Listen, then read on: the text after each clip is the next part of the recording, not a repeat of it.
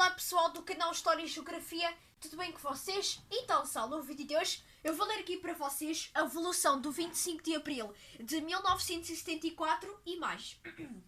Então, já deixa o like, subscreve aqui no canal e bora! A Revolução do 25 de Abril de 1974. Como viviam os portugueses nessas vésperas de Revolução? Durante o governo de Marcelo Caetano, o autorismo e a opressão do regime continuava a fazer-se sentir. A censura, a polícia política e o Partido Único tinham mudado de nome, mas atuavam das mesmas formas. A guerra colonial já durava desde 1961 e estava num impasse. Não se via claramente o vencedor e as suas pesadas consequências enfraqueciam os portugueses.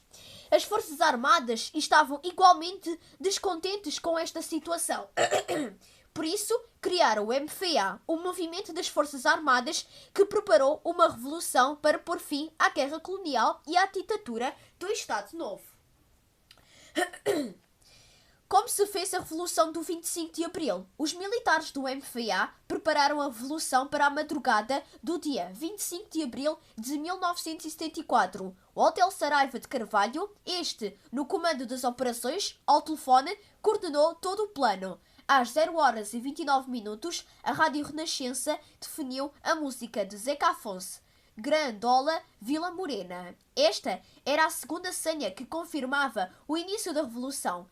Militares de todo o país saíram dos quartéis e dirigiram-se para os locais estratégicos. Em Lisboa, ocuparam estações de rádio e os estúdios da RTP, e o aeroporto e os ministérios. Marcelo Caetano e outros ministros fugiram para o quartel da GNR, no Largo de Carmo, em Lisboa, mas foram cercados pelas tropas do capitão Salgueiro Maia. E acabaram por se render e entregar o poder político ao MFA. O Estado Novo tinha chegado ao fim. Como reagiram os portugueses à relação?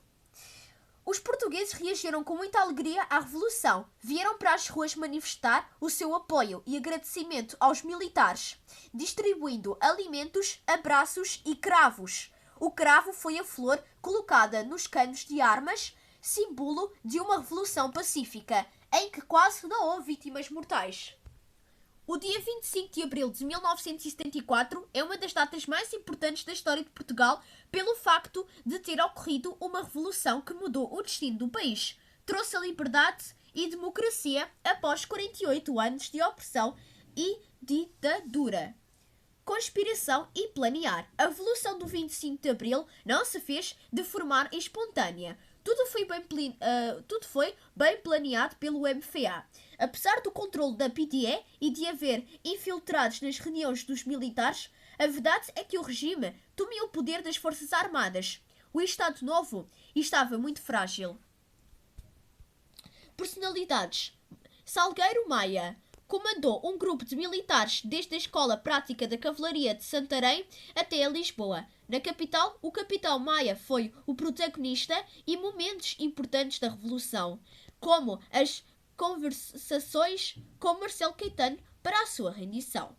O Hotel de Saraiva de Carvalho entrou no oposto de comando da Pontinha em ditadura no dia 24 de abril de 1974 e saiu no dia seguinte, já num país de liberdade.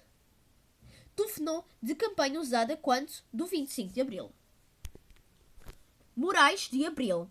A Revolução dos Cravos deu origem a pinturas e inscrições de rua.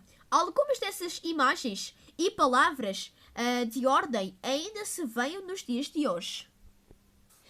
O MFA apodera-se de locais estratégicos. Em várias cidades do país, os militares trataram de controlar as sedes de órgãos políticos. Em Lisboa, para além dos ministros, o controle da RTP e do aeroporto foram determinantes para o sucesso da Revolução.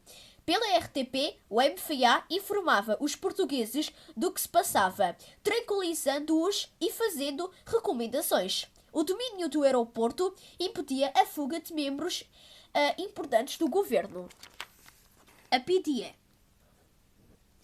Foi só no dia 26 de abril, pelas 9h30, que os revolucionários entraram na sede da PDE. Populares tinham-se amontado no exterior e gritavam palavras de ordem contra a polícia política. Assassinos e assassinos foram recebidos a tiro por elementos da PDE e aqui se registaram os 4 mortos desta revolução.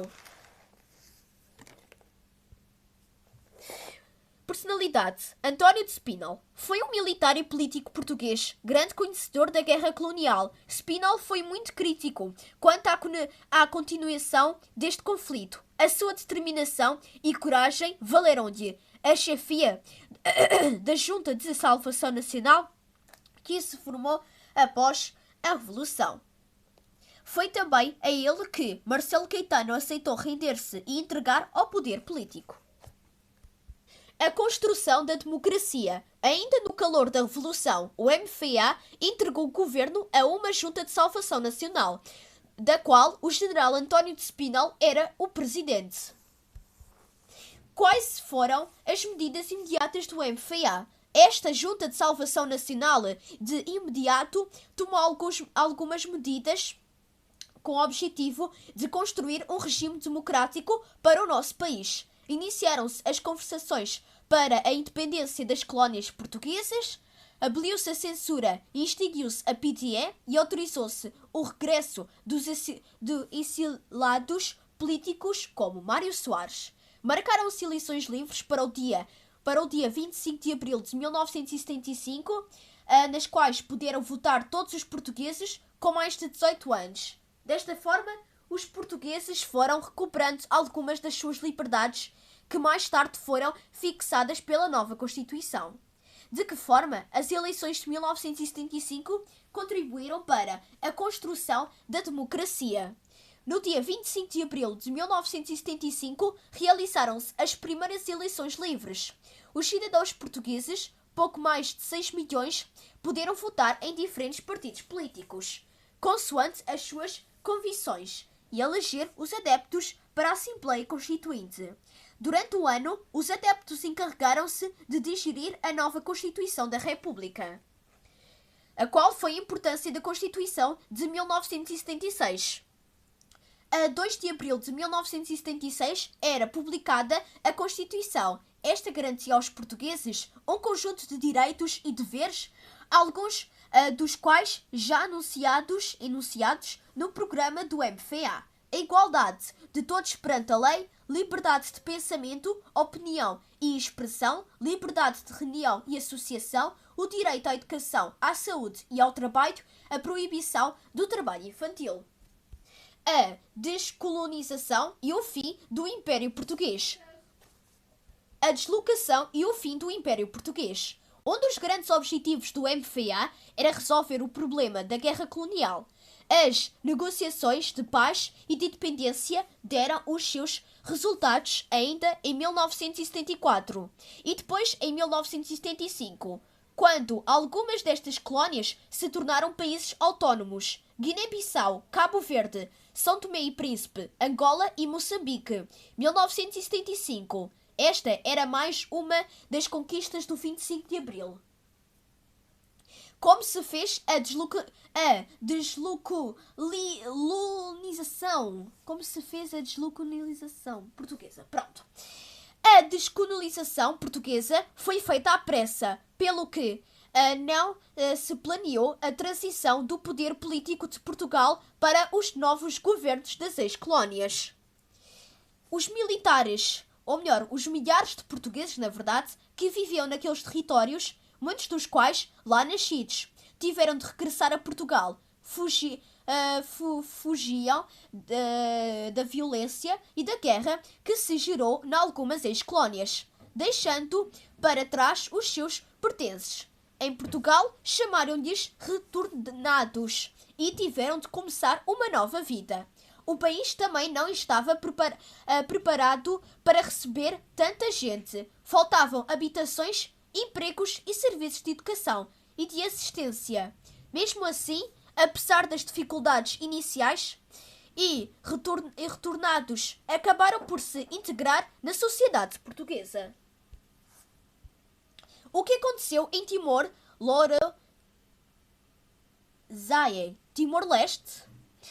Timor-Leste, pronto. Em 1975, Portugal abandonou Timor e não encontrar um grupo legítimo de timorenses a quem entregar o governo do território. A Indonésia invadiu Timor e instalou uma ditadura que se prolongou até 2002. Durante a ocupação indonésia, alguns timorenses, liderados por Xanana Gusmão, formaram um grupo de resistência. Lutavam a partir das montanhas onde se tinham escondido. Em 2002, Timor conquistou a sua independência.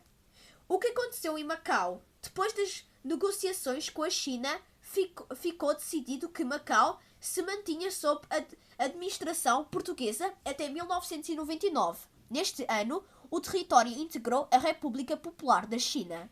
Desta forma, o Império Português chegava ao fim e o território português passou a corresponder a Portugal continental e insular. Bom, pessoal, então termino aqui o vídeo por aqui. Muito obrigada então, deixa o like, subscreve aqui no canal e um beijo para todos e até o próximo vídeo e tchau!